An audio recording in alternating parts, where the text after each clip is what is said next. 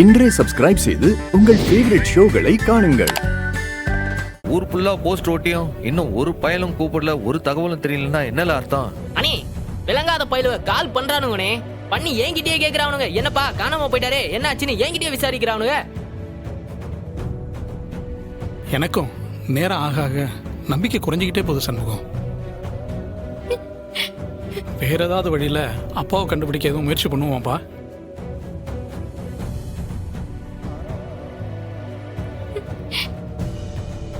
எங்க ஆரம்பிக்கிறதுனே தெரியலையல.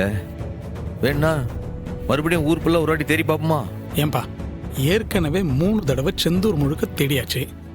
ராத்திரி நேரம் வேற, எங்கன்னு போய் தேடுறது? இல்லை, ஒரு நாள் முழுக்க அவர் சாப்பிடாம கொள்ளாம என்னல செய்வாரு? என்ன பண்ணி ஏதாவது தகவல் வந்துச்சா? நீதான் ஏதாவது தகவலோட வருவேன்னு நினைச்சேன். உனக்கும் எதுவும் கிடைக்கலையா? இல்லையே, ஒட்டுமொத்த டிஸ்ட்ரிக்ட் போலீஸையும் அலர்ட் பண்ணி விட்டுருக்கேன். எல்லாரும் தேடுறாவ, சிக்க மாட்டேங்காரு.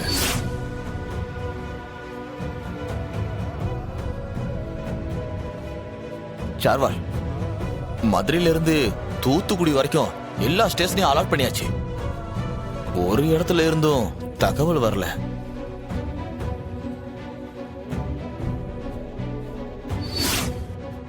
ஏதோ தப்பா இருக்குன்னு தெரியுது.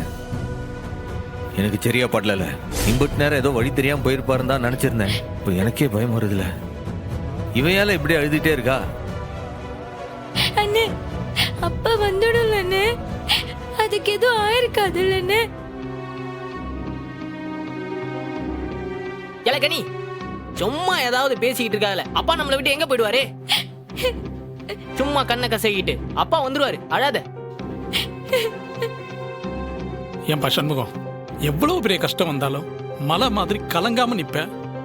இப்ப எதுக்குப்பா இப்படி இடிஞ்சு போய் நிக்குத? இல்லை, என்ன இருந்தாலும் பெத்த அப்பன்ல, அவருக்கு ஏதாச்சும் ஆயிருக்குமோன்னு பயமா இருக்குல்ல.